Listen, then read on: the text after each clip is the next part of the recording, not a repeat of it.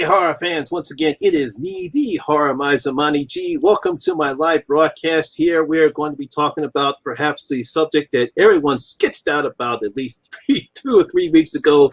Yes, the thing I warned everybody was going to happen. They are remaking The Exorcist. Oh, phooey. And I'm being nice about that. Yeah, no. So I decided to bring along 2 of my favorite YouTubers. Obviously, you probably know him. He is known as Mark the Movie Man. He's been a guest on my channel before, and we talked about the last the Rise of Skywalker. He is Mark the Movie Man. Say hello, Mark. Hey, thanks for having me on, as always. Pleasure to be here. Okay, and someone new to the channel. She comes all the way down from the land down under, the lovely, the talented, or for Ashleigh, the movie oracle. Hi, happy to be here. Okay, now obviously, I think it was Deadline that actually reported this on the 18th of August, and I just happened to catch it. I think someone made a video, and I happened to see it. I said, "What the fuck?"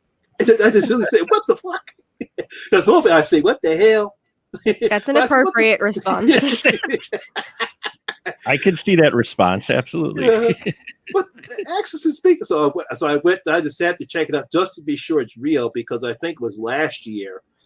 There was a website saying that Universal is going to remake Jaws, but that turned out to be fake. That turned out to be fake because the site was not a reputable site, but Deadline is. And then all of a sudden, I made sure that all the sites, whether it was Bloody Disgusting, every other site mentioned that yes, Morgan Creek Entertainment, now used to be Morgan Creek Productions, has decided to remake The Exorcist, one of the iconic horror pictures, but not only iconic, but one of the most well-preserved movies of all time is getting remade. Yes. So I decided to go on ahead and create this live stream, and I will go ahead and start with the lady. Ashleigh, what was your initial reaction when you heard this news? You know that gif of Steve Carell going, "No, God, no." That was pretty much me. That was pretty much my response. Anytime I hear or see the words remake or reboot, it's like someone just shoved a red hot poker in my eye. I can't handle it. I really can't. And then when you hear it's things that are so celebrated and iconic in cinema, that's like there's 2 red hot pokers. It's like, damn it! Stop it! Just stop it! All right, Mark, what was your initial reaction when word came down that Morgan Creek Entertainment was going to not only did they say it was going to remake it, they actually said try to get it out next year? Yeah, I shook my head. One, I'll believe it when I see it. If you follow any horror films, you know how many sit in production hell forever until some contract gets picked up by a lesser company, and then it gets released quietly out on VOD, whatever sequel you want. And then there's some that, or remakes, or then there's some that should have gone to VOD that went right to, the screen, and you're like, what? So when I saw this, I shook my head. I mean, as you both know, as horror fans, you get used to this talk because they talk about, oh, we're going to remake that. And the question is why? Because the horror genre, the theme, it's like, why do you have to remake this story when we've had so many possession films over the years since this came out? Just do your own. Yeah, I mean, using the name of The Exorcist, there's going to be expectations. If you're a horror fan and have seen this, you know it. And yeah, the big question mark for me is always why when they do this. It's like, what are you bringing new? Now, Child's Play remake, for the better or worse for people, if they liked it or not, they brought something new. You may not have agreed with what they did, but they brought something new for a new generation. And I'm like, that I could get behind. I was leery. I saw it. I'm like, okay, this is different. If this is just going to be a retelling of the same story and they're not going to bring anything new or different to possession, which is going to be a tough hill to climb, it's like, whatever. I'll watch the original. I've got it. I've got it right here on my shelf. You know, but I am curious at what they're going to try to bring to it. Yeah, because my initial reaction was, of course, no fucking way. That was my first initial reaction, was no fucking way. But then after I calmed down for about a good 5 minutes, and I said, I am not surprised. It was just my thing has always been almost every goddamn movie is going to get remade, no matter how much we hate it or get pissed off, or how much we don't want to see movies like The Exorcist. It's going to happen. It's just what Hollywood does. I mean, come on, man. If they're going to actually remake Psycho, if they're actually going to remake The Omen, and unfortunately, those were what happens when you do remakes wrong. That's the first thing. But if you're going to make an iconic movie like Psycho, and you're going to make a decent horror movie like The Omen, it's going to happen, and that's why I finally come down and says, well, it's finally going to happen. It's here, and I really don't know what they're going to do, how it's going to be written, how they're going to play it off. But if they can simply do what they did with good remakes, like the Evil Dead remake or the Dawn of the Dead remake, if they can just create their own story, you can pay some tribute to the original, but come up with your own story and your own ideas. Don't do what the original people did. That's my take on my initial reaction. Now, of course, I have a series of questions I came up with. Now, Morgan Creek Productions. Now, I took a list of almost all the movies they've come out with. Now, it was funny that they actually did The Exorcist 3. Mm-hmm. No, okay. I actually call that the actual sequel, not The Exorcist 2, The Heretic. So what are your guys' thoughts on The Exorcist 3? Ashley, have you seen The Exorcist 3? Oh, I've seen all the Exorcist films. Best believe. There isn't really, the only Exorcist films that I hate, well, I don't really hate, is Dominion. That's the only one that I didn't like. Even the beginning, I actually enjoyed it, and it's so weird that you have two films, same actors, same plot, and yet totally I thought one different films. Yeah, so Dominion is the only one that I really did not like. There was something I could enjoy about all the others. So I even like the second one. I don't think it's the world's best film, but I do find it interesting, and I feel like it was interesting that they gave more of a story to Pazuzu, and they really tried to go into something there, like saying, well, it's not just a random demon, like he kind of has a purpose, he has an agenda. Like, okay, that's interesting, I can roll with that. And obviously there were some mishaps with the third one. We'll blame the studios for that one. But overall I think it's amazing, and it has one of the best jump scares in horror films. It's just it's such a great scene. I'd say it has two, but yeah, we all know the one that you just don't see it coming, because it's just such a random moment, and they really draw it out. It's like, why are we watching this? It's like, shit. It's a great thing. It's funny that Kristen in the comments was mentioning adapting into horror series, because The Exorcist had a TV series, and I know that it had good reviews. I actually absolutely hated the TV series of The Exorcist. I will stand by that. I mean, I get that they at least connected it to the films, but in story wise, in character, that's about it. Everything else was just so far removed, and it's demonic politics, and I'm just like, what the F land am I living in? And people are like, this is the greatest show. I'm like, did we watch the same show? But, okay. And now it's like, yeah, let's do a reboot. Oh God, come on. You're beating a dead horse to death. Just let it be. We've had enough films. We've had a TV series. We got the books. We don't need yet another film of a story that we're already so very familiar with. Yeah, well, I would have that down. We'll definitely talk about the TV show. What about you, Mark? I know you saw The Exorcist 3. Yeah, I enjoyed The Exorcist 3. I was a little leery when I first, heard about it when it first came out, but then I watched it and I'm like, I like this. This feels like a sequel. It was a creepy horror film. I'm a sucker for George C. Scott, as well. But no, in general, I thought it was really well put together. It was a lot better than I thought it would be. And then, yeah, when they came out with the two films that were the same but different, that was really weird. I watched them both and back to back. Actually, I wasn't too impressed with either of them. I mean, 3 was pretty strong, and then they came out with, Dominion and then Exorcist the Beginning. And for those, I'm like, a film like that, it's always hard with origin story anyway, because some films, I don't want a horror, I don't need an origin story. You look at the original Exorcist, there's nothing in it that says, wow, I really want to know where'd that demon come from. I don't care. The unknown is far scarier than getting some kind of explanation, and so yeah, I enjoyed 3. Straight up good horror film. I didn't see it in the theater. I saw it when I went to video. So, but I remember renting it. I've got the poster. It's got a beautiful freaking poster. I love that poster. And yeah, it's solid. It's just interesting that that Morgan Creek's picking it up. They must have still owned doing it for the licensing mostly, I bet, to keep it.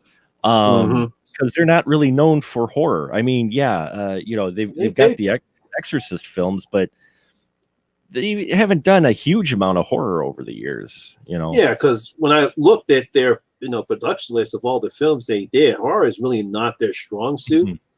And there's some. I think they did Dead Ringers with Jeremy Lyons. That was pretty good. And there was a few others, but they're not really known for horror. Excuse me. Like I would see this was Blumhouse. Yeah, I think I would trust. I would kind of put a little more trust in Jason Blum than I would with Morgan Creek. But then again, that kind of leads me to my next question here. Out of all the modern horror directors, if you had a choice about who would actually best fit to direct this type of film, who would you pick to be a director for this upcoming remake of The Exorcist? As far as modern directors, modern horror directors are concerned, because it has to be at least a director who's done horror films before. It's funny because we were just talking about this. I'd probably go Ari Aster because he has done Hereditary, so he's done something in the realm of possession before, but he's done it in a way that at least it was very different to what we have come to expect from films about possession, where it's like you're going through the film and you don't even realize the subject is possession because it has so many underlying themes. I mean, I still would stand by, I don't think anybody should go near this film, but if I had to pick someone, I at least think that he has the imagination and creativity to take it and do something different where it's its own entity and has really nothing to do with the original, where you can't even really compare the two because they should be so very different. Okay, Mark. Well, who would you pick as as all the modern horror directors? Who you think should direct this remake? For me personally, Michael Flanagan. I knew I'd get at least that reaction from someone. Sorry.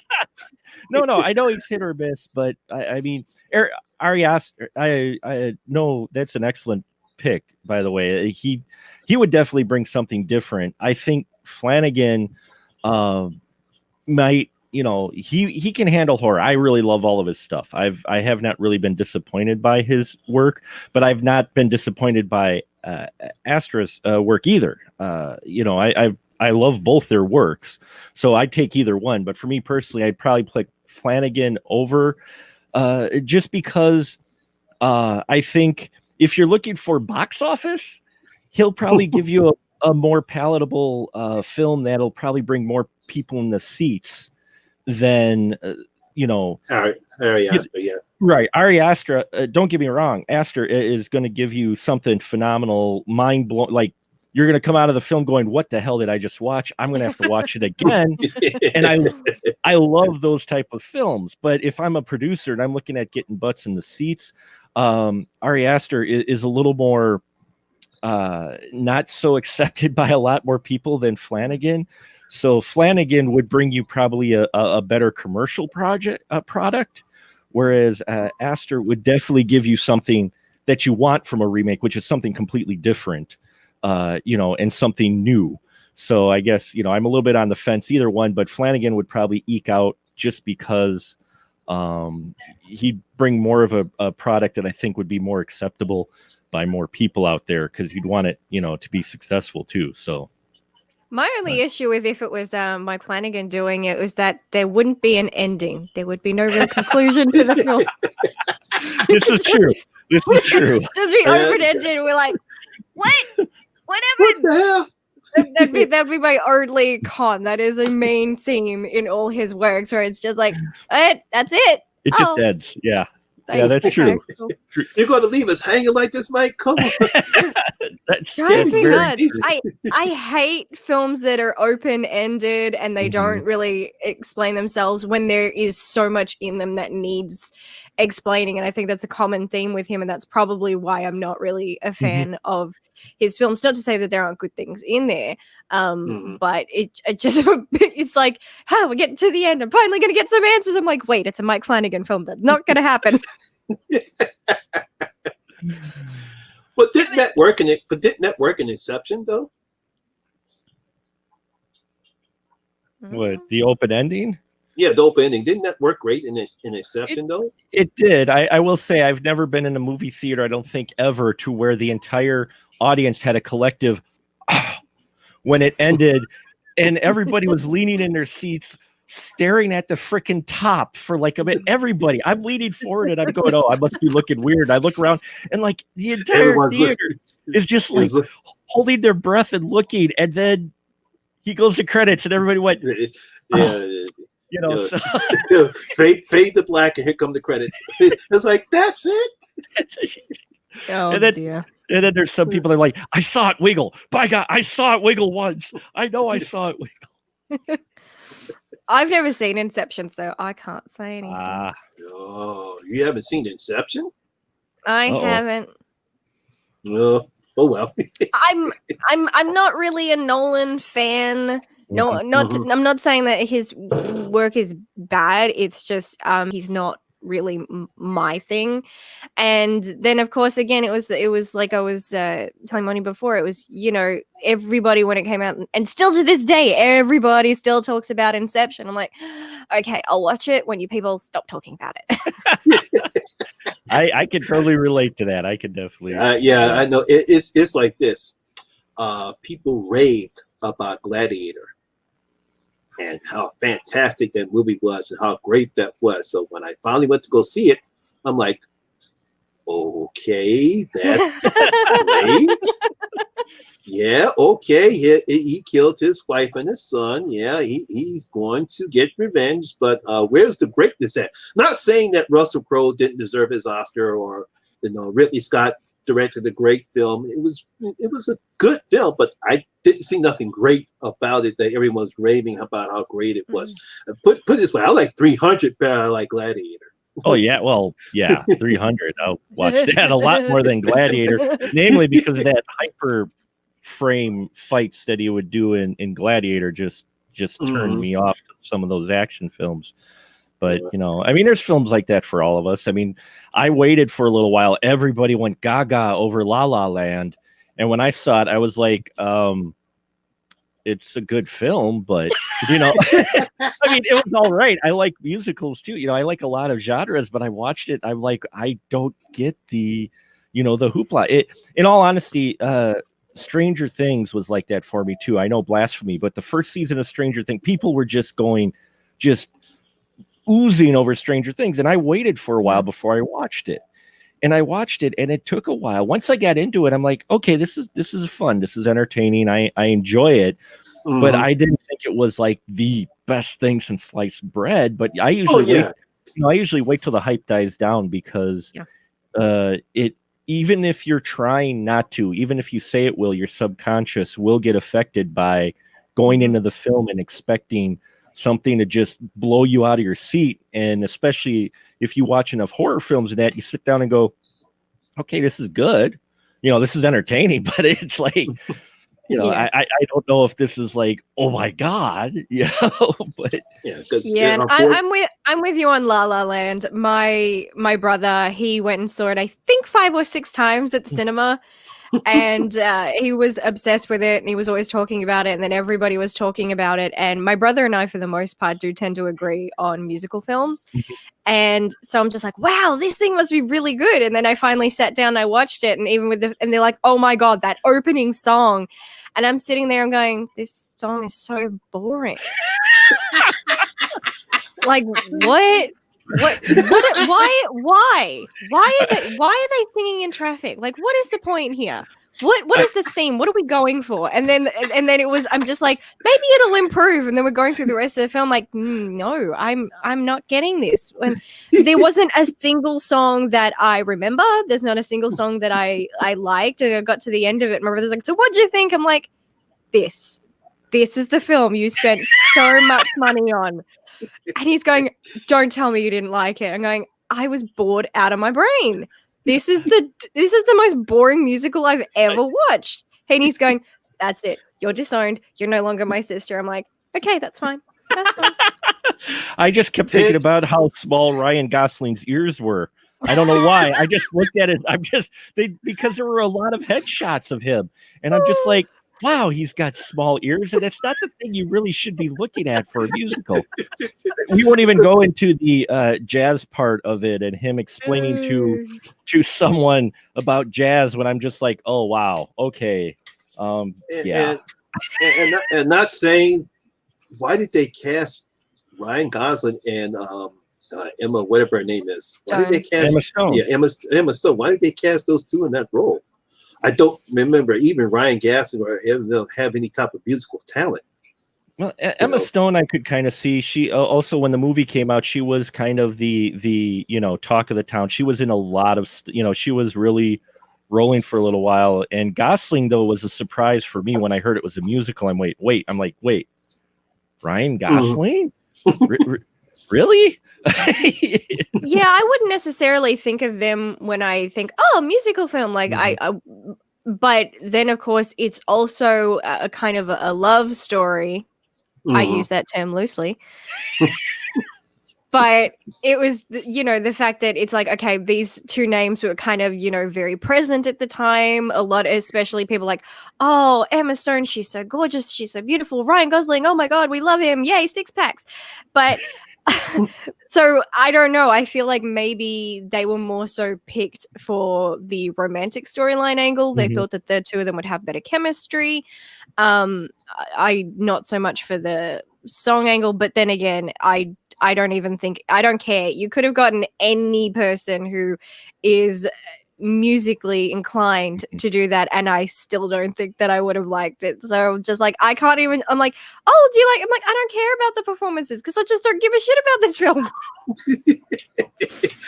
And hence the Blues Brothers will always be my favorite musical of all. Oh, that is not a bad pick at all. That's a wonderful musical. I love the Blues Brothers.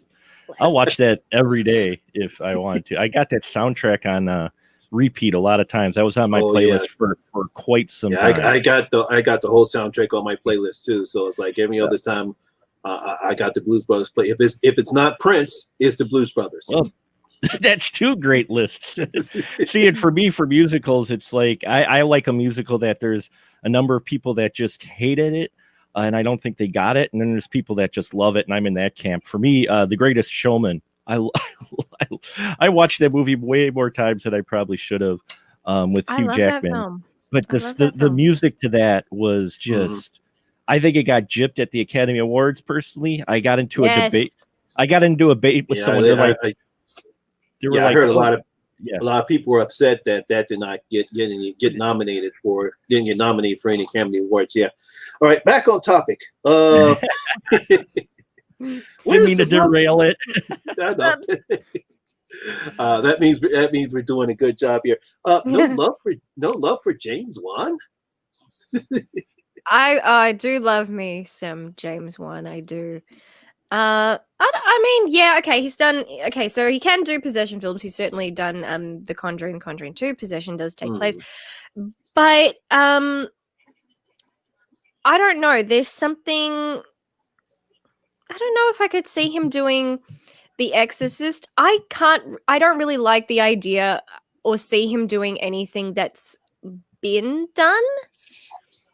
You know, I see him like trying to pick a story that it's like, cool, we don't have this already, so I'm going to do something different. I don't really see him tying himself so much to a remake or a reboot and like being like, yay, my film is now officially going to be compared to one of the greatest horror films of all time. I don't think I personally, if I was a director, I would not want to be that person. It's just like, oh, great.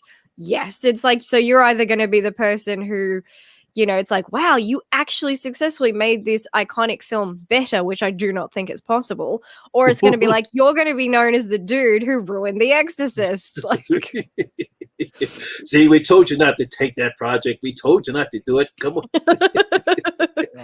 And then he'd probably insist on writing the story for it. And unfortunately, I can't say that I was impressed with Annabelle Comes Home or The Nun. Either one of those really were misses for me, and I think he wrote the story, not the screenplay, but he the story. did not write that for Annabelle Comes Home. The director did, and did he? Okay, because they had him credited for the story by, but I think it's just because he's responsible for the Conjuring franchise. Yeah, but he didn't know. Trust me, he didn't write that. Somebody else wrote that. Yeah. Oh, good. Yeah, I've forgotten his name, which is funny because I say it so much because he, the one who directed, he also wrote the screenplay to The Nun.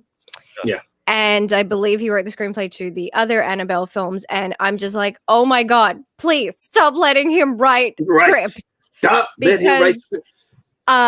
I went through, I think after the first 2 films, I went through his IMDb and looked at what scripts he'd written.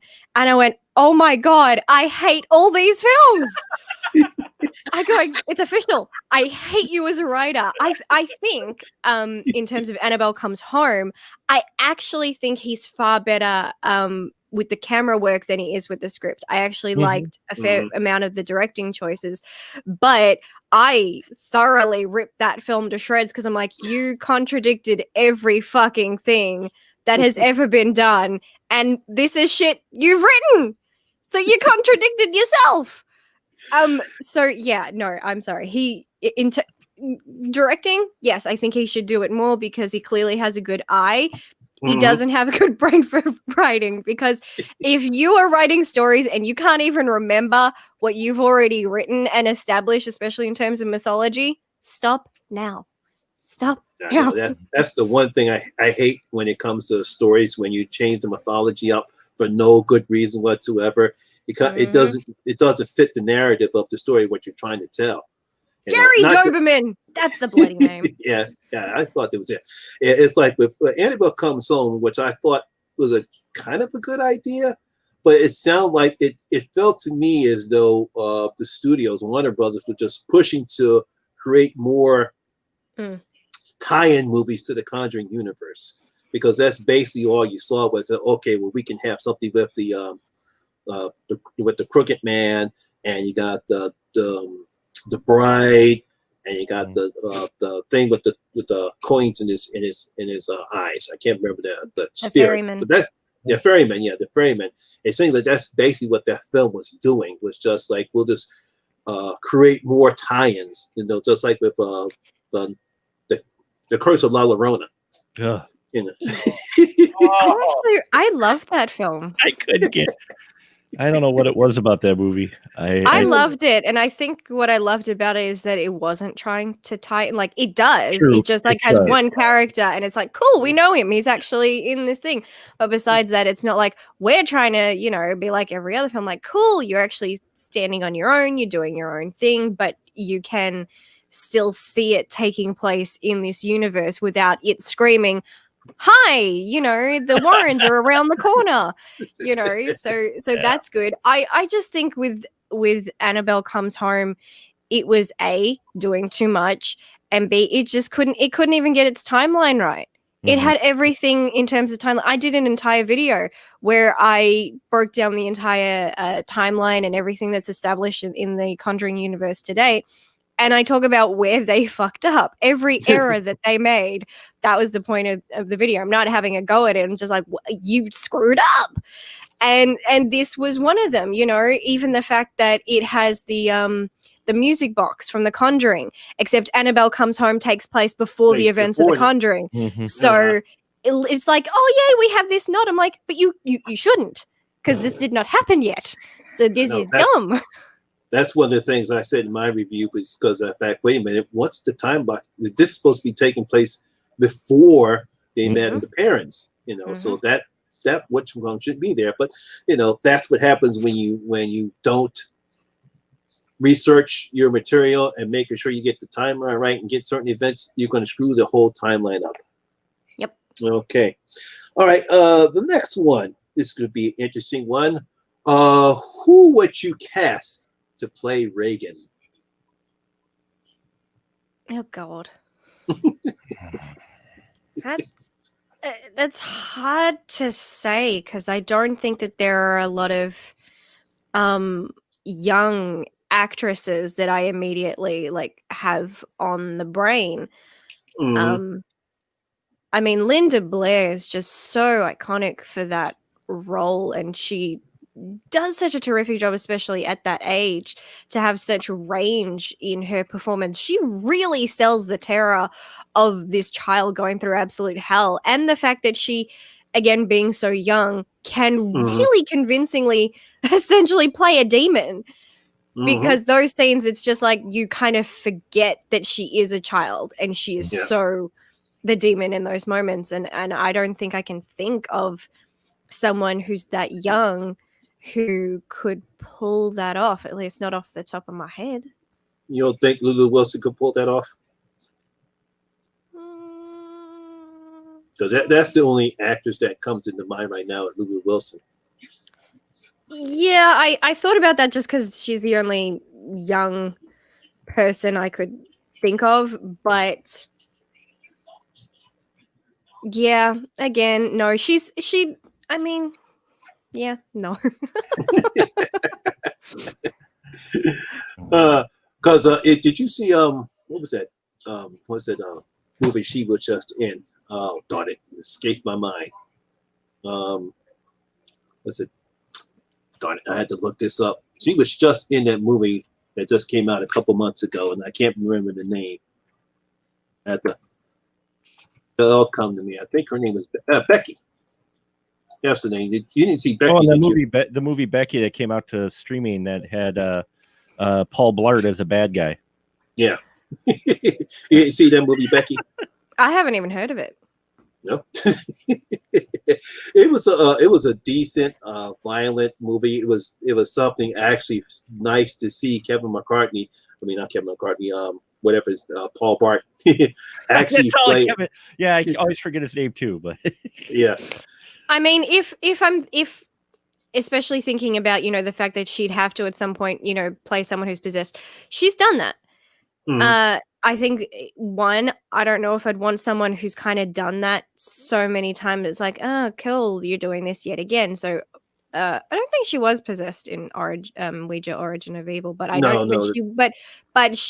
believe she was in Annabelle Creation, and I was kind of feeling it, you know, the I'm a scared kid part, but then when we get to the actual possession part, I wasn't buying it.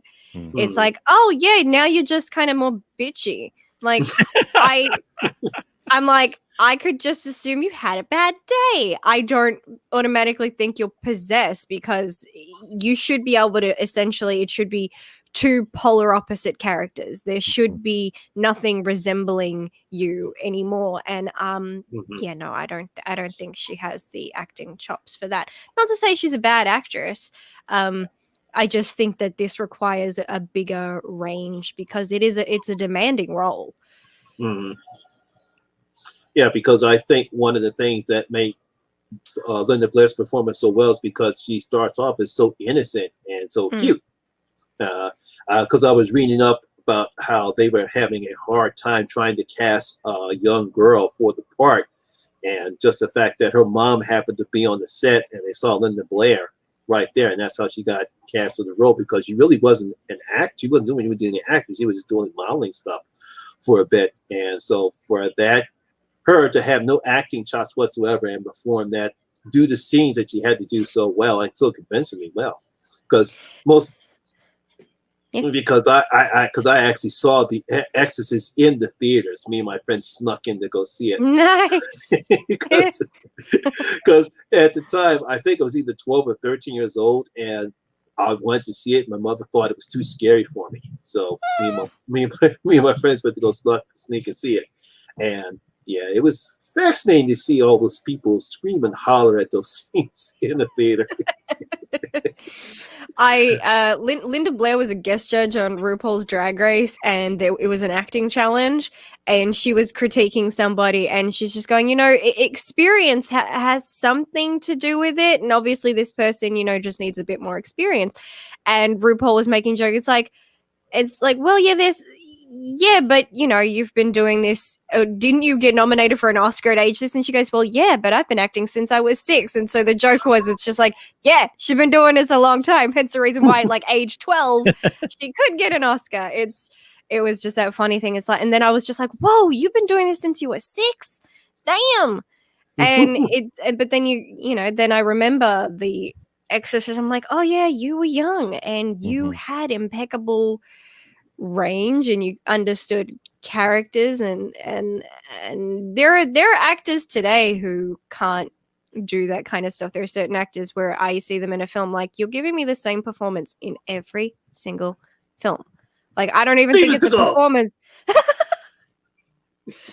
Like, I don't think they're performances anymore. I'm like, I think you just showed up and you just say the lines as yourself, and that is it. And you call it a day, and you get millions of dollars, and you go home to your mansion, and all is good. Vin Diesel. What? Huh? Don't get me wrong, I love his movies, but yeah. Just as long as he's not trying to do anything dramatic, I'm good. Then he starts trying to get into that, we're family. I'm just like, don't try to do emotions. Just go back to driving cars and beating the crap out of people. There was the young girl in the most recent Swamp Thing series. She might be good in it. She played in Walking Dead, I think. I was trying to look up her IMDb, and she played the Susie Coyle character. I forgot her name offhand. Her name is Ellie Graham. Okay. And I've seen the Swamp Thing episodes, and she's really good in that. I mean, but I think what you got to look at more is, and this is one of those remakes. It was just the same thing that's come up for a couple other remakes too. You go, you're not going to be able to even try to make the same film because the way they make films and the rules and what's socially acceptable nowadays, you're not going to be able to make the same. You're not going to be able to capture the same thing. It's just like when they said, "Oh, we're remaking I Spit on Your Grave," and I'm like, "Sure, you go ahead and try." And they did, and I looked at it and went, "It's all right." They tried to be edgy, but with these properties, some of these, they're a product of their time, and they were able to do some of those edgier, grittier things because of the time that those films were made. And you look at some of those films and like, there's no way they would, I could see them doing what they did with the dialogue that she had now, at least, trying to make it a commercial product, maybe a direct to video, but definitely a commercial product is going to be a harder sell. You're going to have to at least change the age of her in order to get people, to kind of accept then if you do that, it's kind of going to impact the whole film, because one of the beautiful things is that whole thing of the innocence that's being affected here. Like, you can't, if it had been the mom, it would not have been the same. There is something more terrorizing in the fact that it's happening to a child. But yeah, I think also one of the problems that happens upon especially like horror reboots and remakes is they come along and there's an arrogance at like, I'm going to do something that's already been done and I'm going to do it better. It's like, well, first of all, can you get better than something that's on the National Film Registry for starters? How about we just leave anything on the registry alone? That's a bad idea going near them. That's my 2 cents on that. But I've kind of always seen reboots and remakes as kind of like accepted plagiarism.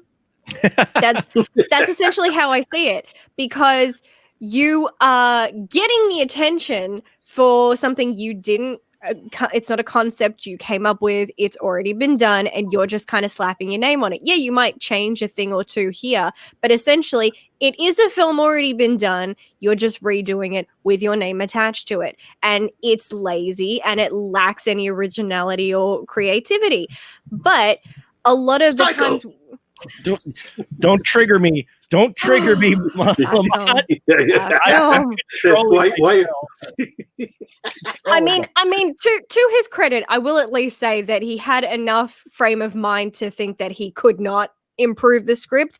Nobody thought he could actually make a good script bad, but he did. You use the identical script, identical shots, and somehow you made it shit. I don't know how he pulled that off, but that's a talent on its own. Oh, no. But See, his first problem was actually casting Vince Vaughn. Yeah, that was the first. That was the first mistake.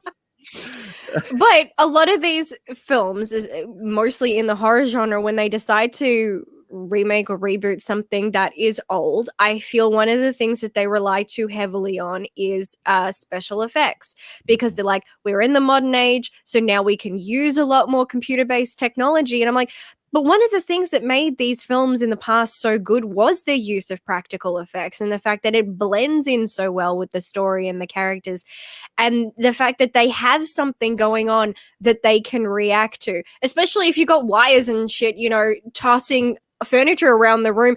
You're in that moment. It's very easy to react to something that you're in that moment too, instead of being like, okay, something's gonna fly at your head now, just act really scared. Like, it doesn't have the same impact. And I love special effects. I mean, they have their place, but in horror, I just think practical effects are just so much stronger and really help the story. And one of the things I fear is if they did try to do an Exorcist remake, please don't, that there's going to be a fair bit of special effects that are going to play into this over practical effects, and it's already going to start to lower the quality of the film just from that alone. That's one of the huge problems I had with the Thing prequel. It was good until they did the goddamn CGI crap on the final part. I say, wait a minute. You did practical effects. You didn't have to do CGI. Why? It just kind of ruined the whole. Not that I had a problem with the movie. I thought the movie was pretty good. I liked the idea that they had to try to blend it in with the Thing remake. Why you have to do CGI? Just ruins the whole aspect of how good that movie could have been if they would have stuck to practical effects instead. And the CGI was bad too. That's what made it so worse. Because not only do you do CGI, you do bad CGI at that, and it just made the whole film. Oh God, ruined the whole film. It was also really weird that you picked to do a CGI on something that you keep in the shadows. Like anytime that creature was in the scene for the prequel, it's like, oh, it's under the building, it's behind a wall. It's like, but we can't really see it, so you've wasted all this money on creating this creature that essentially we cannot see, and if we do, it's 5 seconds of it bolting past the screen. Like, oh, that was worth the money. Yeah, because when they finally killed the original one, and then you get the whole practical effects, that's almost just as good as the John Carpenter film. I say, now, see, this is good. I like how they're doing this. They're using practical effects. It looks decent. Well, practical effects, bar none, will help your movie age well. Part of the reasons why, especially for horror fans, some of those classics are still classics is because they used practical effects. And when you watch it, it doesn't feel as dated as CGI of the time, because they could only do CGI so good at the time that film was made. So, the practical effects, I mean, you watch some of those older films, you're like, yeah, this might be a little more cheesy now the way it's written, but it looks fantastic, versus CGI blood, to which you could tell. And it's like, why did you have CGI blood hit the lens? Come on, you can tell it. It's like, really. I love whenever that happens. See, now you're going to trigger me with the Bye Bye Man. Oh, good. I don't hate that film as much as everybody else did because I like Stacey Tidal. Maybe just don't work with your husband next time. Yeah. Because obviously you couldn't. Obviously, I think she was too scared to sit her husband down and go, honey, this isn't a really good script. I'm sorry. Instead, she's like, yeah, I'll direct this for you. It's like, ugh. I mean, there was stuff there that I think definitely had promise. I don't think it completely nailed the execution, which is, it's a shame. But yeah, sometimes couples shouldn't work together. It's gonna be a bad example. I know I probably, if I have any cred at all, it'll probably be gone already. But I just recently watched on my buddy's screen. He did an outdoor screen where we were distancing and everything, but we watched 1980 Flash Gordon. Okay. Ooh. I love the Flash. I know people hate it. They think it's cheap. I don't care. I love it. And the thing is, the Blu-ray looks phenomenal. And the amount of, they've got compositing in there too, but the practical effects that they have in there, you watch that film. If it wasn't for some of the bad background compositing that they did where you could see the outlines, you would almost think it was shot like a few days ago. Yeah, I mean, it's kind of, they're not as elaborate now, but still the practical effects they have in there work. And I think your cred is okay because I mean, from what I can tell, I personally haven't seen the film, and I know it's considered quite cheesy and campy, right? But it seems to have a really strong fan base, and I still see it pop up every other day in my feed where people are like, "This is the greatest film ever," and I'm like, I don't know this film very well. Like, I know things that happen in it, but I'm just like, one of these days I'm gonna sit down and watch it. I think one of the reasons why I actually like Flash Gordon was because they actually changed some of the concept of the source material, and which I actually liked because I like when writers do that. And of course, it was just obviously Queen's music made it very well, and it was just the cheesiness of it. Kind of reminded me a little bit of how Masters of the Universe was. That's what. Oh God! There's another trigger movie. We were talking about trigger movies before. I want to know what the budget was for baby oil. That's what I want to know. How much is Dolph's baby oil? Somebody tell me, because that man was always oiled up, and in takes they had to keep lubing him up. Definitely practical. I think also with some modern films, when they try to go with practical effects, they're so kind of like used to at this point relying on special effects. They've kind of almost like it's losing the art of practical effects. Because when you said blood splatter, my first thought was Saw 3D. Because I went to see that at the movies with a friend. He was like the only person I knew who also loved horror films. So whenever there was a horror film, we hadn't talked in ages, but we'd get together and we'd go see it. And we did a double feature. We saw Paranormal Activity 2, and then we saw Saw 3D. It was not a good night for us. I mean, that's a rough double seat. It was a rough night, and like Paranormal Activity 2, we're just like we're waiting, and then the first thing that happens is light in the pool went out, and we just looked at each other like we just waited like 20 minutes for this. Okay, then we're like, yeah, we'll go see Saw 3D, and we were pissing ourselves laughing. Like other people are like cringing and like looking like they're going to be sick. And we're sitting there laughing because I'm like, how am I meant to be scared when you're splattering blood at my eyes in 3D? That's not scary. That's funny. But I still remember, I don't think it was 3D. I think it was the last Saw film. Jigsaw? No, Jigsaw? the one before Jigsaw. The final chapter. Yeah, Yeah. don't talk about Jigsaw. Sorry. Oh no, now we're gonna trigger her. No, it was when they had the scene, and the guy, he's pretended to be a victim of Jigsaw, and then they're like, yep, now you actually have to do this thing you claim to do and put the hooks through him. I fell out of bed laughing at that scene because as he's doing it, the blood is watery for starters, and it's pink. I'm going, what? You ran out of red dye on the set? Okay, it's pink water is coming out of this fake wound. I'm like, I can't anymore. Someone must have packed his when they did the makeup on his whatchamacallit, they must have didn't pack it correctly with the right type of, because it's like even because my good friend Gory from Horror Addict said that it's very easy to make fake blood, and I don't know why. Honey and red food coloring, very effective. Yeah, it's like, why can't you make fake blood look like blood? But obviously someone must have did something wrong and didn't put the mixture right, so it comes out pink instead of looking like blood. It was full on pink. It was baby pink at that. Baby pink. I'm like, and it's like if we're talking about a big ass hook going through pectoral muscles, and yet it wasn't even like a big amount of pink water. It was just like a little trickle. I'm like, like, is this film over yet? And it's like, no, we'll do another one. Shit. Why not? We can punch them out. Okay. All right. Now, moving on. Let's see. What should be better? Remake?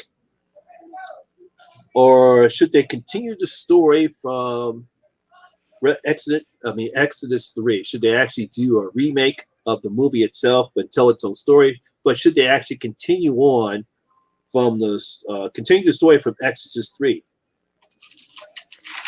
I don't think anything in the Exorcist franchise, anything additional would be needed or even that necessary or good, essentially. But I would much rather a sequel than a reboot. At least with a sequel, you're gonna do something that's your own. It's, even if I'm probably gonna, if I was to watch it, I'd sit down and going, well, this is the ways you failed to tie it into the previous films. But at least there would be something that's its own merit that you can do. And it's just, name a horror franchise that doesn't have a bajillion freaking sequels. So that one is at least more palatable to me, and at least people go into sequels like, I'm going to at least try something. But it's also like, well, I really like the Exorcist film, so I like that I get to kind of contribute to it. I like the idea of a contribution rather than just like writing over the top of something. I like that idea a bit more. I think, considering you are dealing with the paranormal and anything, especially like if you want to do something more related to Pazuzu, you can, because it is a demon, so it's not like it's going to die. You can, it's like, oh, he has a new victim. You can even tie it kind of into the second film where they establish that Pazuzu essentially is attacking people who have these unique abilities to do good and help people. It's like, you can run with that. That's something that you can definitely work with. I don't know if I really like the idea of a demon bringing back a person back from the dead and then some serial killer's ghost going around possessing people. There's a little bit weird, and not sure that. But you're referencing Jason Goes to Hell. I was actually, that was for the Exorcist 3, but no, that's definitely something to go with too, and I don't want to think about that. But Pazuzu is a character that you definitely can work with in a sequel. There's a lot to work there in a character that is centuries, thousands of years old, and I think it's very easy to tie into the other films. Even if you wanted, you could kind of go the route the TV series did, hopefully better, where it's Regan's daughter or son or anything like that, you can have that tie off but change it up and make it more logical than the TV series did, where you could then go and say like the child has inherited Regan's innate ability to I can't even remember specifically, like I think she was a telepath or something like that. Yeah.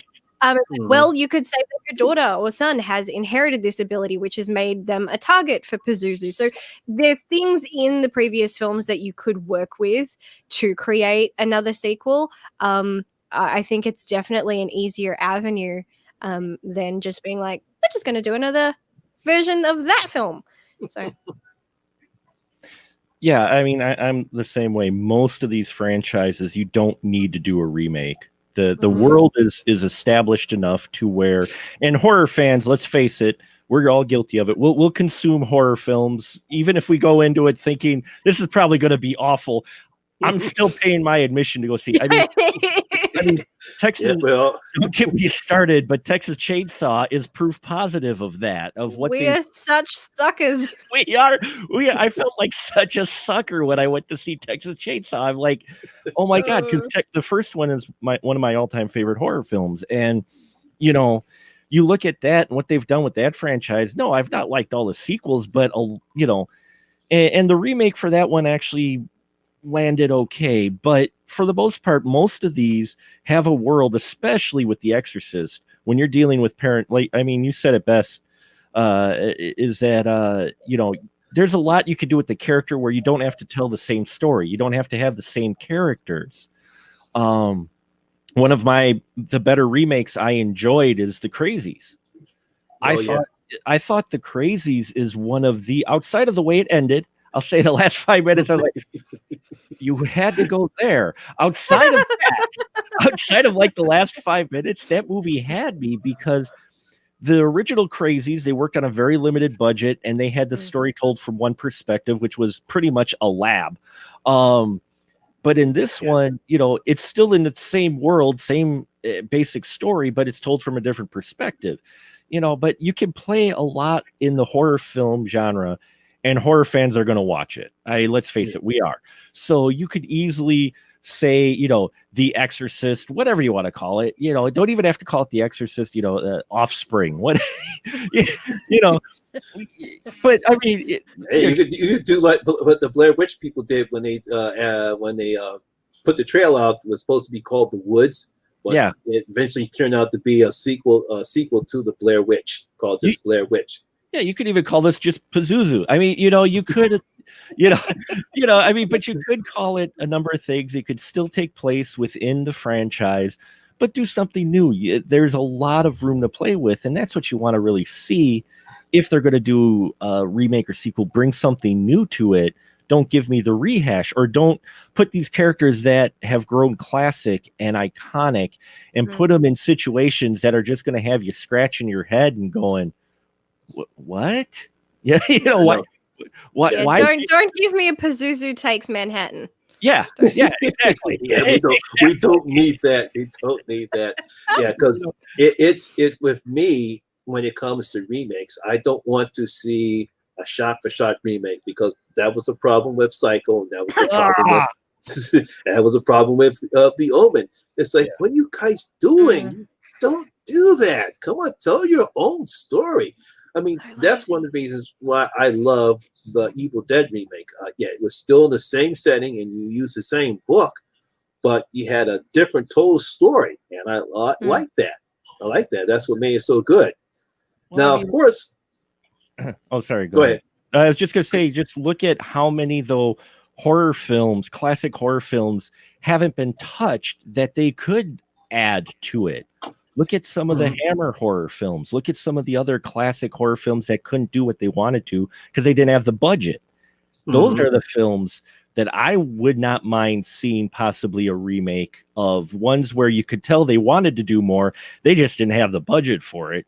And do something with that. So didn't mean to cut you off, Lamont. I was just saying, though, that, there's so many other horror films out there you could remake. Why keep hitting these iconic films outside of name recognition? you know. Yeah, there's it's very hard to do a remake, but there are like I'd say literally a handful where I think that they actually did a successful remake because they really took a concept and like we're gonna go with something very different with it, like 13 Ghosts. Right. You know, I did enjoy the 1960s version, but I love the remake, and I almost felt so ashamed when I realized it was a remake. I'm like, oh no, I'm not meant to like you, but it's really good, and it yes. The concept is there, the name is the same, but you can't, if you play them side by side, ignoring the fact that one is black and white and one is color, putting them side by side, there is nothing where you go, these two films are exactly the same. They're not. They really feel like two completely different films. And the remake really like decided, we're going to give you a mythology, we're going to give you backstory to these ghosts and everything. And I was just like, I love this movie so much. No, that's what I really loved about 13 Ghosts, because of the backstory they gave to the ghost.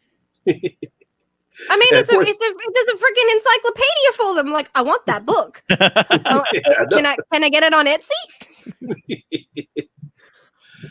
Now, obviously, for some reason, if it comes to doing a remake, we have been noticing gender swaps when it comes to iconic roles. So, would you be willing to take a gender swap for a character for Father Merrin? Oh, I did not think you were gonna go there. I did not expect. I thought, wow. I was building up my answer, and all nicely played. That was well played, Monty. Well done. That was a round of applause for that well one. done. That was good. Definitely. Thank you very much. You know what? I would not put it past them. Look what they did with the recent Dracula miniseries. They made Van Helsing a woman and a nun. Yeah. So, I mean, it's not like it can't be done. Is it going to be? It would be controversial, that's for sure. But you know, nuns don't do exorcisms, so there's that. That is typically the role of a priest. So, just speaking in terms of like logically and going by what you can work with, it's just not something that's likely to happen. You'd have to go something very out of the box where it's like if you're going to change that, then you can't work within the realms of realism. You have to go completely fictional on this. And that would already ruin it for me, because one of the things that I love about The Exorcist is that it's so believable that this could really be happening. And I especially think it because they played up the fact that the mother for so long in that film doesn't think or register anything supernatural. She goes through psychiatrists, psychologists, every surgeon on the planet before somebody goes, we're out of ideas. Have you tried a priest?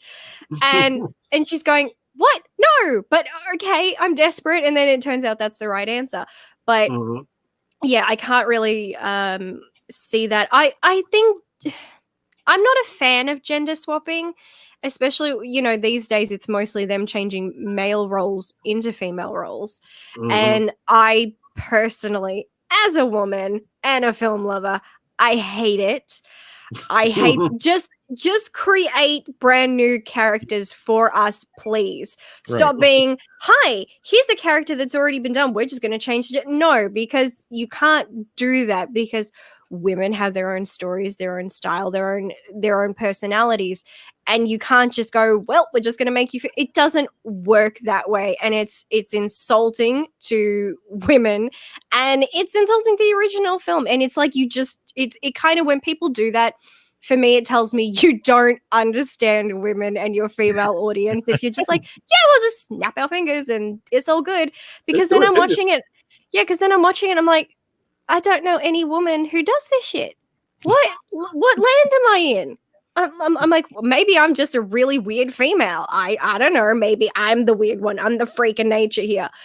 But I hate gender swaps. It's fucking lazy is what it is. It's going, well, we don't really think you're worth the time and effort of creating a new character for you. We're just going to give you this used one, and then you get to enjoy being compared to the original performance. Like, well, the guy did it better. It's like, well, there's a reason for that. It was written for a male, and you can't really, there are roles that are very ambiguous in terms of gender or race, and I like those characters because that means the actor can come in and really put their spin and their flair on it and really put themselves into it. That is going to make the audience it'll any person of any race or gender or age can then take on, go, I can see myself in this person. Or you're going to see people who are going to relate to the actor for one or both of those reasons. But when you go in and the role is specifically calling for a specific race or gender, then you can't turn around and go, well, we're just going to well, no, because then you have to change everything too. And if you don't, then you're just being a really lazy scriptwriter. Mm-hmm. Yeah, because it's like with the Dracula series, which I thought it was a good idea to have the Van Helsing as a female. Unfortunately, after the third, when we got to the third part, it just went downhill for me. It's like, what? That third part. This oh is my how you god! What was that? What the hell was that? You didn't see the Dracula series that came on Netflix, Mark? No, I did not. Oh. Lucky you. Yeah, lucky. Yeah, I had to go on another rant at the end of that one. Me too. But I agree. It has a good concept, and because we're dealing with something that is so it's so fictional. Mm-hmm. The gender flip of Van Helsing completely worked. It's like, wow, she's a nun in a convent. She's not even, even the other nuns are like, well, there's something a little off about you. And she's like, yeah, whatever, I embrace it. It worked, especially because we're talking about a different time period. This is centuries ago. I'm like, yeah. And because it's a convent, it's just like, well, yeah. And she's a character who's kind of questioning her faith and is God even real? There was a lot there that could work with. And ultimately, Van Helsing, I don't really see that as a role that needs a gender. It can be played by anyone because ultimately it's just Dracula's nemesis. Right. That's all it is. So it can be anyone and anything. So you could easily go that route, and they did, and I accepted that. I'm like, at first I was like, oh, really? Why'd you do this? And then I'm like, okay, I can get you. I'm warming up to you. I'm okay. And then by the time you get to episode 3, I'm like, son of a bitch. You started well. You started strong. And then they went, because they did what they, when, people who say men and women can't be friends. Apparently they can't even be fucking enemies. Thanks. Because, it's like you still could have just had them the way you always see Dracula and Van Helsing. They are the eternal, that's not a word, eternal enemies, but they're so, in sync and drawn to each other. It's very yin and yang, like they almost don't have a purpose without the other person. And yet when you made the character female, you still had to end the fucking episode in something that was highly sexualized. Mm-hmm. And considering, I like that Dracula is so sexually ambiguous again, I would say that he was definitely oh my god, now I've even forgotten the word. It's nope. The word has evaded me. I would say he's pansexual. Mm-hmm. He doesn't have a preference. It's just, I love everyone and everything, and then I'm gonna eat you. I'm like, cool. I can work with that too. But then again, it was just like you still at the end had to go in a sexual route. And I feel like even though he's pansexual, if Van Helsing had been male, they wouldn't have done that. But because she was female, they're like, yeah, we're gonna have this really symbolic them in flames, naked and intertwining. I'm glad I didn't watch that. Well, the problem with gender swapping is usually when you get into gender swapping, the person writing for the gender, usually it's a guy, and I will just go out here. I know it's the internet, but I'll say it. Usually it's a guy who's writing the part thinking they know how the woman would act. The female version of the male character would act. They think they know. So they write the part, and you're just like, no, I mean, it does work, but it takes the performer and the writing. Like I remember, I'm a big the Battlestar Galactica reboot. Reboot, yeah, so am I. Yeah, I'm a big fan of it, and I remember so many people throwing this shitstorm about Starbucks. Oh yeah, my god! Oh man, did you ever see the Battlestar Galactica reboot, Ashleigh? I did not. But Katie, because I have Katie Sackhoff. Yeah, because it was like when it first announced they were doing a reboot of Battlestar Galactica. I said, "Oh, good, that's good. It'd be interesting how they play it."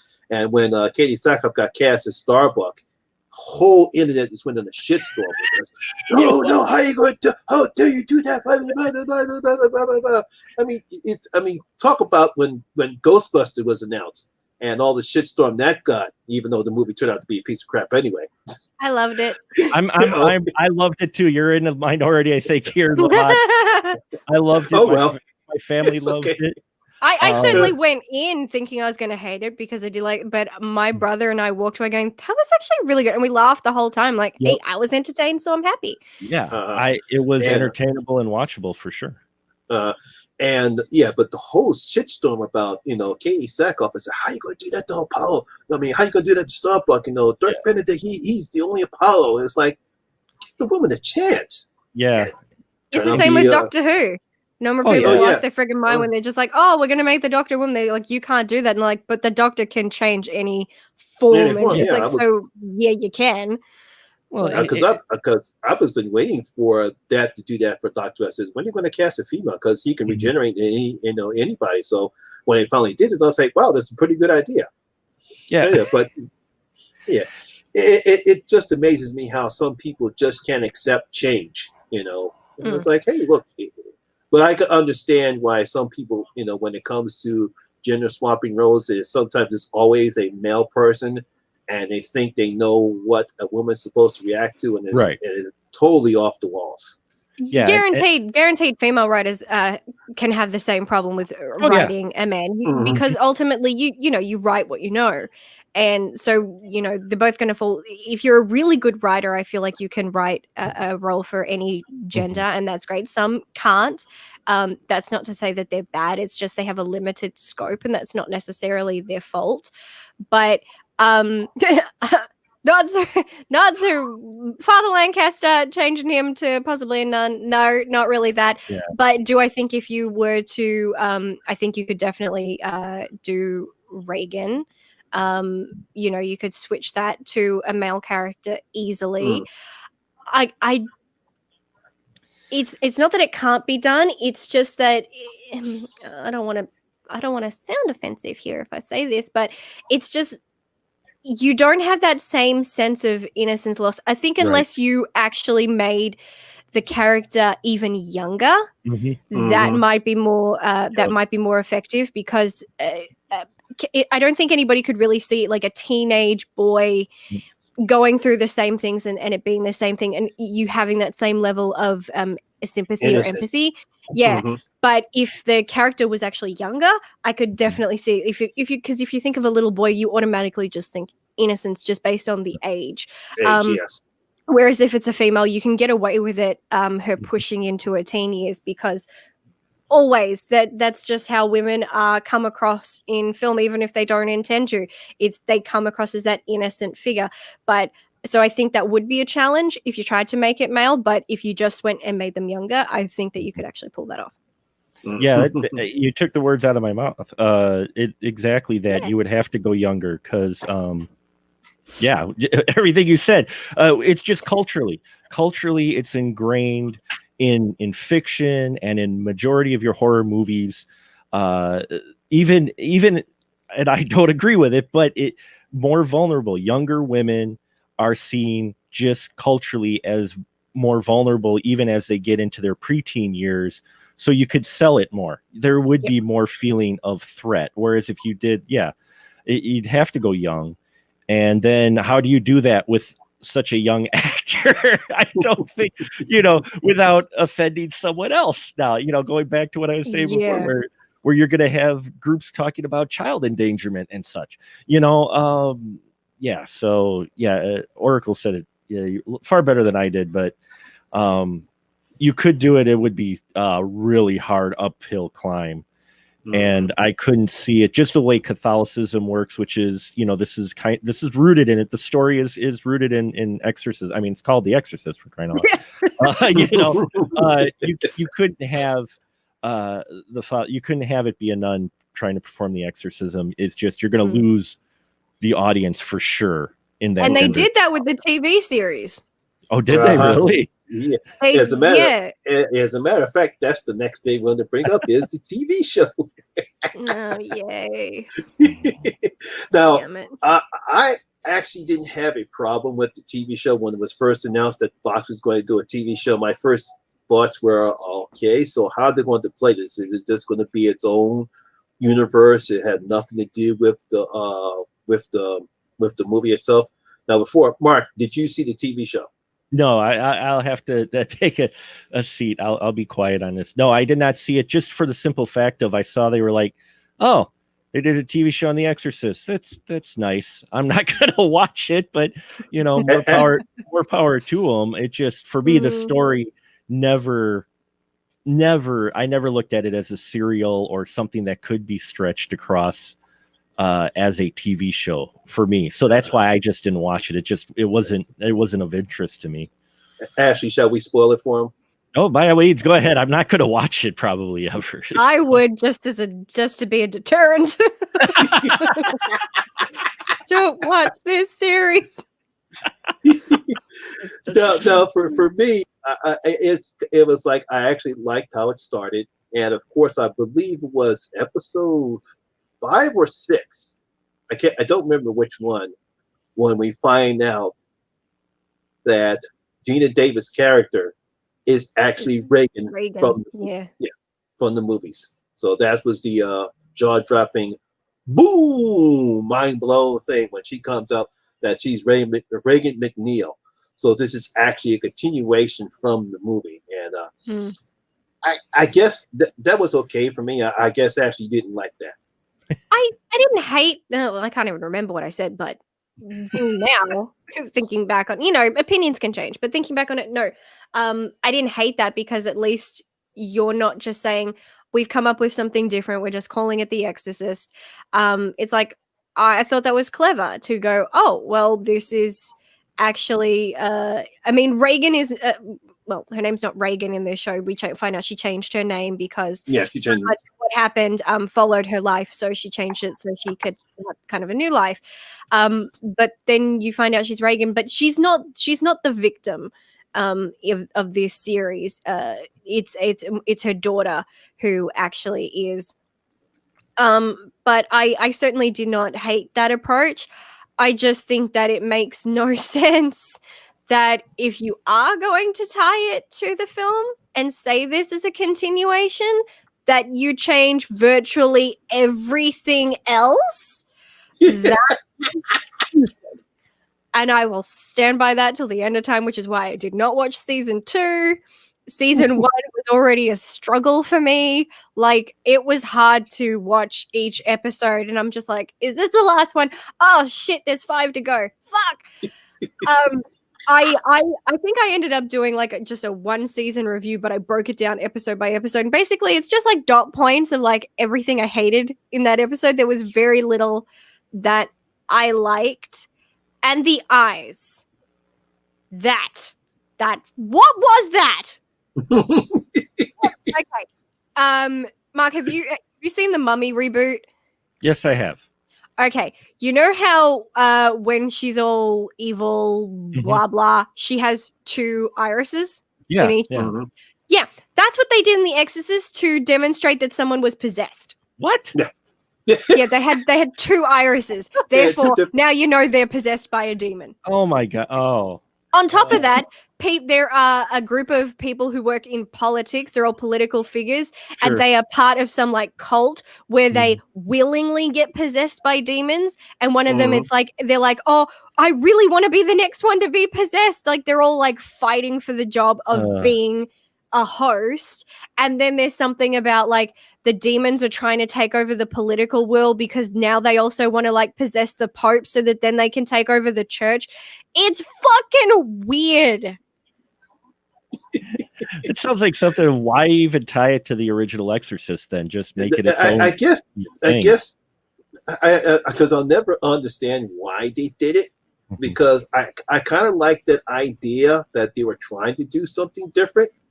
And even though, when you look back on it, you know, why are demons wanting to do all this stuff? They don't, and then people willing to get themselves possessed because, you know, they have this little bucket thing and they set it on fire and smoke comes out, and next thing you know, and it goes up your nose, and next thing you know, you're possessed.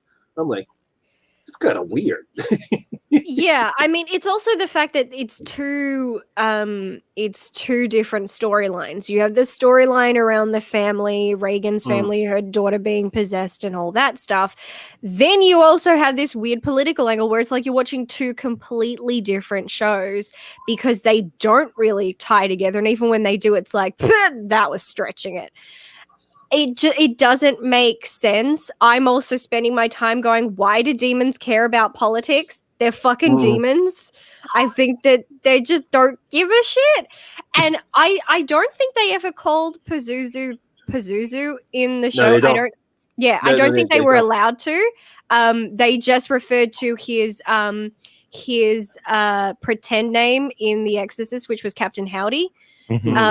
Yeah, so that's the only name that he goes by, and that's how Regan knows that it's the same demon that she's tangled with before. But it's hard to take, and the fact that when we see the demon, he is wasn't he in a captain's uniform?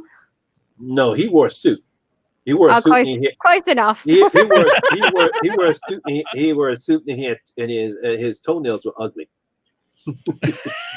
Yeah, it was weird. I get some of the symbolic approach of how they decided to make things look, where it's like as Captain Howdy, like I can't even take that seriously. I'm sorry, I can't take a demon seriously when he's like Captain Howdy, but I feel like I should be. It's like, you know, howdy how.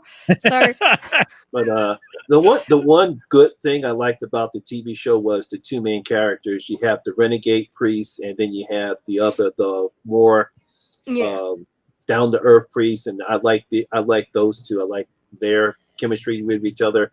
I think you would have gave season two. Season two is a separate story on its own. Has nothing to do. The daughter makes an appearance in one of the episodes, but she's just a representation of what's happening. But that's more of a demonic possession storyline, not anything to do with any type of conspiracy. Although there's still some elements of that conspiracy theory, but it doesn't play that much in a role in the second season as it did in the first one. And unfortunately, they decided to copy the iconic jump scare from Exorcist 3, which pissed me off. I didn't. You bastards. That really pissed me off. I mean, come on now. It's bad enough goddamn Black Christmas 2019 had to do that crap, but come on. Why?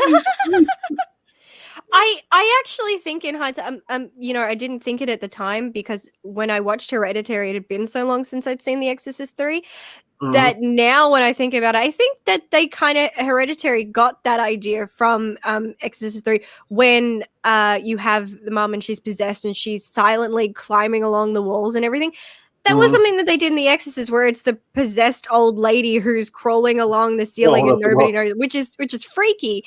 And maybe they got that idea from there because they were very much the same. But how dare you? That's a great jump scare. How dare you? I don't agree with that. What is wrong? And it's set up the same way too. It's like, you know, because it's actually one of the side characters I did like. in the TV show, and he finally winds up getting possessed, and then they Mhm. play that same jump scare scene again. It's like, come on, guys, you can't think of anything original anymore. Oh, No, they please. can't. I think the only there was plenty original in season one. I will not a good original. I'll say that. But I mean, credit for trying to do something different. I'll say, Mhm. okay, props to you. I don't think you pulled it off, in my opinion. Obviously, there are plenty of people, including yourself, who liked it. But I mean, it had some good ideas. I don't think execution was probably the biggest issue with them, but I do like that they tried to depict on screen the internal struggle going on between two characters of the demon and the person being possessed, where it's like its own world. And it's like, well, yeah, because when someone's possessed, they are having this internal battle. There are two things inside them waging a bit of a war. So the fact that they decided to show that on screen, I thought was interesting.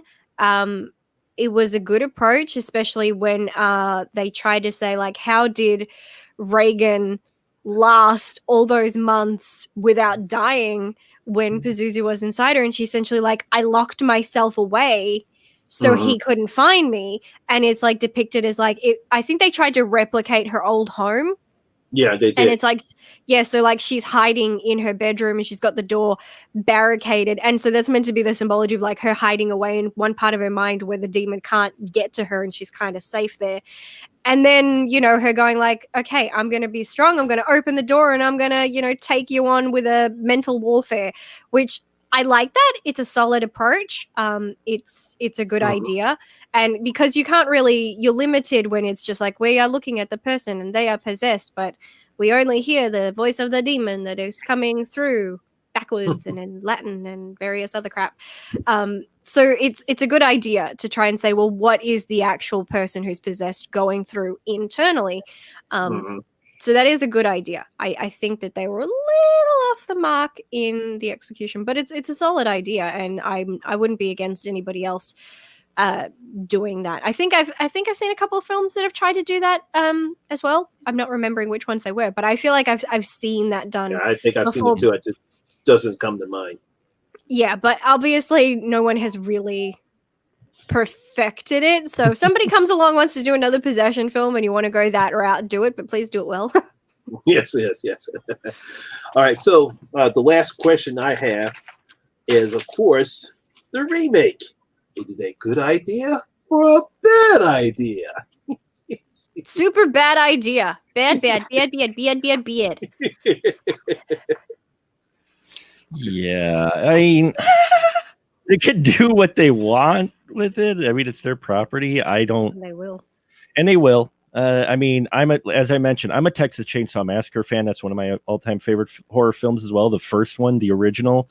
And they've screwed with that franchise so many times that if you try to map out the timeline of all the movies, it looks like a freaking spider web. And I heard that they're going to try to come out with another direct sequel to the original. I'm like, you tried this already. Just stop. Yeah. You tried it already. It didn't work. And it's like this. It's like we've already established it. It's the horror genre. You could take just about any approach. If you've got The Exorcist, if you say it takes place in the same world and it's a completely different story, if you just have the demon be the same, that's all you need. That's all the horror fans would need. You're going to find that more acceptable. Doing a remake is just not good, because especially when it's as good of a film as The Exorcist, or like my trigger film, the remake of Psycho, which I know some people who have really enjoyed it. More power to them. Someone actually liked that? What is wrong with people? I've met some people who have made some decent arguments, and I'm like, you know what, I could see that point, but for me personally, some of these films, they just click with you so much that if you're going to put the same name on it, it's got that expectation and that level, and you're going to highly disappoint so many people, more so than just doing another sequel. Because as Ashleigh and Lamont, you both put it, we're horror fans. We're used to sequels. Okay, they made 16 fucking witchcraft films. Okay, look at how many Chucky films they made. Look at how I many. think they're up to like 20 Amityville films at this point. Right? Yeah, how no. many films have Amityville in the title? You know, Hey, it's come on! like, The one that Amityville actually has a shark in it. It's like- and I just watched an indie film called Amityville Vibrator. So, I want to watch this now. That sounds awesome. you know, but we're used to sequels. There's remakes in the horror genre are going to be more miss than hit, and they aren't needed because we're horror fans. We're going to go watch the film. We've proven that. And studios are doing these films. I mean, let's face it, it's not going to have a big budget. Look who's putting it out. I think, you know, their films nothing more than 50 million, and that's not for a horror film. Horror films, you know, get chump change. That's how they fund the big tentpole films. They come out with a bunch of horror films because they're cheap to make, and they know we're going to pay tickets. So, you know, yeah, remakes. Do a sequel. If you're going to do anything, do a sequel. Do like they did with Chucky before they did the remake. The you know, the other two sequels they did. You know, do something like that. You don't. Great. That's not Bring out the turkey basters. you know, but you know what I'm saying? Just don't put the exact same title and try to do that original movie. You got lots of room to play with, and I'd rather see them explore more than try to just retell that story. We've got that story already. We know that story. We love that story. You don't need to retell it in a different way. Give us something new within that world. Tell us what happened, you know. Heck, for all I care, have the priest, you know, do a shot from the original of the priest rolling down the stairs and he's dead, and then do a cutaway and have a lookalike, have him come out of the body bag or something. You know what I mean?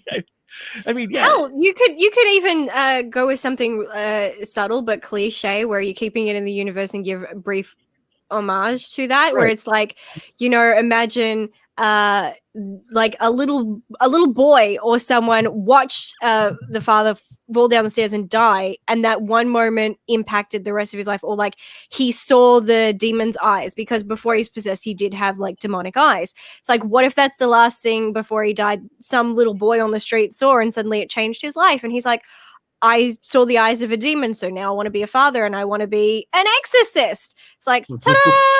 Exorcist 4 right there. Like, you can do it, and you can do it so subtly. I mean, it's not really hard to like take that scene and then just like, we've got the stock footage, here's that, but here's this brand new footage, but we're saying that it's in the same moment. It can be done. It has been done.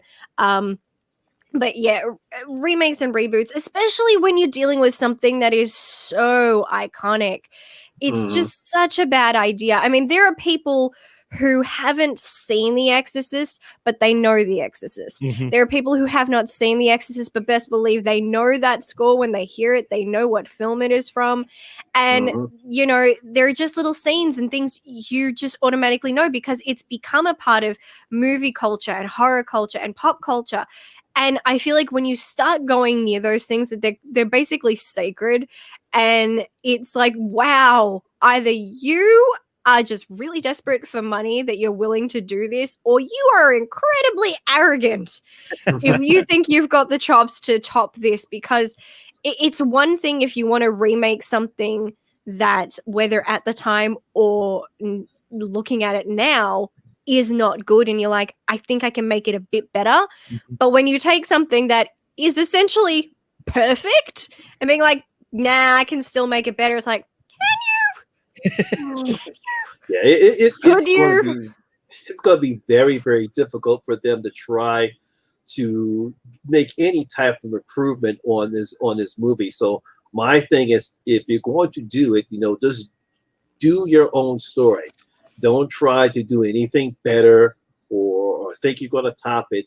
You know, it's just like trying to remake One Who Flew Over the Cuckoo's Nest. You know, you're not going to top that iconic film. You know, it's just try to do your best. You know, you're not going to do anything better. So just try to do your own story and just make a good horror film. And that's all you want to do. That's basically what, you know, all people in the horror Please. genre want to see. It's just make a good horror film, and that's that.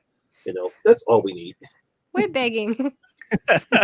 Like we have pretty much, as horror fans, I think, like, we go in and we can be really nitpicky and judgy, but we still go in to watch them. So obviously our standards are fairly low when we go into a horror film, because we're just like, oh man, this looks like shit. Yeah, I'm definitely still gonna watch it though. Yeah. The crappy films that I have watched during my October marathons, and my God, I have seen some god awful films. Oh yeah. Oh yeah. But best believe, as soon as I'm like looking for something, there's a synopsis, and I'm just like, okay, you sound really interesting, and then you watch the film like, nah, well, the synopsis was good at least. Or even like the poster, I'm like, wow, this movie poster is better than your entire film. And that's unfortunate, but I still like that I can be like, yeah, I've seen that film. And maybe there's somebody who likes it. I don't know who these people are, but someone. But yeah, we just pretty much, as soon as you see the word horror, I think most of us horror fans are like, yep, we're there. It's like, but you didn't even ask films, but yeah, we don't care. Yeah, Well, it's one of those things we watch so much because occasionally then you get that one that surprises you, though. Yes. You're watching a bunch of these, you're like, oh, like you're doing the 31 Days of Horror. Then you just grab that random one that you bought from a Dollar Tree or whatever, you throw it in, you're like, okay, I'm like, wow, this was entertaining. They did something different. I did not see them coming from that angle, and I think that's why we do it, is because just when you're at your end of your rope going, why do I keep doing this myself? That almost that next one you pick up, you look at it, you go, that was fun. Wow, that was fun. I really enjoyed that one. Yeah, that was pretty much. Was it? I don't know. Was it last year? I think it was last year. And I do my marathon alphabetically. Oh, nice. And I think I'd gone through like N and O, and I was just like, son of a bitch, there hasn't really been a good one yet. And then I got to P, and I watched Pengabdi Setan, which is Satan's Slaves, and it's an Indonesian horror film. And I was just like, I'm gonna try and make this easy for you. I'm gonna turn out the light, and I'm gonna give you a good atmosphere. I hope this works. And then it got to a point, I'm like, okay, I'm gonna go turn the light on now because I'm actually scared. But I had to pause the film because I was like jumping up and down. I'm like, oh my God, I'm really terrified. Yes! I was so ecstatic. I'm like, finally. It took 20 films, but I got here. Yeah. But it's so worth it when you finally find that one nugget. It's like, yeah, you were worth the hundreds I had to go through to get here. And I still don't regret anything. Okay, maybe there are a couple of films I regret, like Night. Holy shit, that film is terrible. Which one? It's called Night. It's an independent horror film. It's shot found footage style. It literally only goes for an hour. Oh, it is so bad. If you ever find a copy and you want to see how bad filmmaking can be, watch this film. I'm putting that on my list right now. I think the film did in fact come out in 2019, so I think it's called Night 2019, and it's just about some guy who like he streams himself like torturing someone, and he does it because he's doing it for the money and the entertainment, and the fact that the whole time he's like, oh, thank you so much for the $50 donation, that is so kind of you. I'm like, really? But the performances were what were really bad. Like he stabs her and she doesn't scream. Like that would hurt. Then he's like twisting it around in her leg. She's still not budging. And then he like tries to make it look like he slams her head into a wall. I'm like, I can see you're nowhere near the fucking wall. Just little things where like he's cutting her and I'm like, no, I can tell you put blood on the knife and then you just painted it on her skin. There was so many things, and even just the way where the camera is. Obviously, there is a camera right in front of me. We can see it is right in front of my face. He had his to the side, so him and his victim are at the side of the camera the whole time, and he's in front of her the whole time, so he's pretty much blocking everything he's doing. I'm like, all I'm getting is back. 1 hour of back. That's all I'm getting. It was the dialogue was atrocious. The acting was atrocious. The story, bland, boring, been done, and yeah, no. I mean, I didn't even just give it like one flaming jack-o'-lantern. I gave it 5 because it was so shit. I was just like, Oh. there's not enough fire or acid or anything. Like even a volcano is not equipped to destroy this shit. But how do you truly feel? I loved it. All right. Well, all right. So that's basically it. That's basically all the questions I have for you two. Is there anything else you want to add regarding this upcoming remake that Morgan Creek wants to do of The Exorcist? Hope it lives in production hell and ends up dying a painful death. But I mean, we as horror fans are used to having a title announced and then you forget completely, and then maybe 5 or 6 years later you're flipping through Amazon Prime and you're like, oh, what's that? You watch it like, I remember seeing the trailer in the theater for this. Did this ever get released? And you find out, no, it just came out on VOD. So you know, it's one of those. Yeah, I just wish that they wouldn't, because they more commonly than any other genre, they do this with horror films, and I feel like it's because horror is still an underappreciated genre and they don't understand it has such a strong fan base, and that we do actually have taste and do like quality. We're not just like, we have appreciation for some of the more campy or like just B-movie stuff, but we like quality. We want something that is effective, has a story, and has all those things where you can go back and rewatch and go, wow, that was a great film.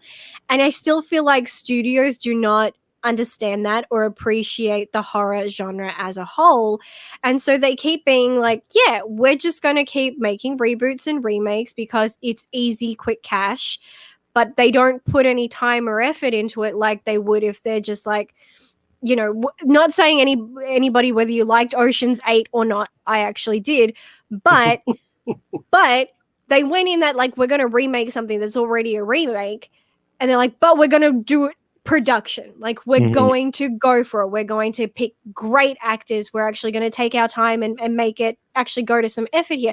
They don't do that with horror films because they don't care. Like Christmas. And it's really and it's really unfortunate. Like, if somebody is going to do a remake or reboot, but please don't, at least have it be someone who genuinely has a love and care for the horror genre, and would, because then I think they'd at least try to do it some justice. That's it. Yeah, care needs to be taken with it, and you know they probably won't. I mean, yeah, I'm making a general statement, but it's past history has shown with most remakes they don't take care with it. You know, they just, as you said, Ashleigh, they're doing it because they can renew the licensing on it, so they keep the name, and it's easier to do the remake than something new, and then they can right, and then they can just, you know, keep collecting on the royalties and such for the original because they still own the title. Then that's why a lot of these remakes, not even in the horror genre, just in general, that's why a lot of remakes, especially in genre films like sci-fi, even, you get them because they're just doing it so they can come out with a new product, so they could say we still own it, refresh the licensing, it doesn't go into public domain, or, you know, so everybody else profits off it. And that's unfortunately, horror. Hi, Alien, how you doing? Yeah. Yeah. So unfortunately, the horror genre suffers the most because, as we mentioned, we'll still eat up stuff from the genre regardless. We're gullible. We are. Yeah, we're so gullible. Okay. All right, people in the chat, I want to thank my guests, Mark the Movie Man and Ashleigh from the Movie Oracle. I want to thank you so much for coming on to my channel and spending the time with us to talk about this. And guys, of course, I would love to be on your channel. Ashleigh, I'm pretty sure one of these days I'll be on your channel. And Mark, we'll probably once again go into the spoiler room and talk about something crazy. Yay. Well, we're coming up on episode 300, so. And feel free to sign up for a game show episode anytime. I can't promise you horror will be a category that day, but please sign up. I'll take a look. Just definitely let me know. Cause I told you before, I definitely want to be in the game show. Yeah, just give. God. As a matter of fact, go ahead and give a free plug. You can. It's like Mark asked us to shrill on the podcast. You go ahead and shrill your channel there, your game show.